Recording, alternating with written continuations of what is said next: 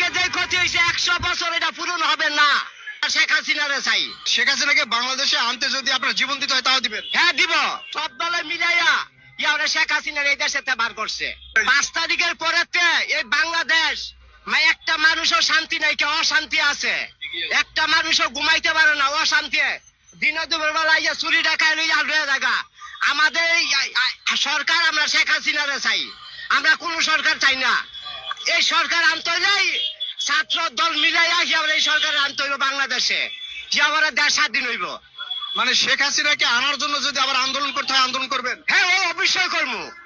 যা বালার জন্য হ্যাঁ সামনে কে মৃত্যু আমরা সামনে যাবো। শেখ হাসিনাকে বাংলাদেশে আনতে যদি আপনার জীবন দিতে হয় তাও দিবেন? হ্যাঁ দিব। কেননা এই দেশের মতনই শেখ হাসিনার মতন সরকার এই দেশে দরকার। কেননা এই 16টা বছর একটা মানুষও শান্তি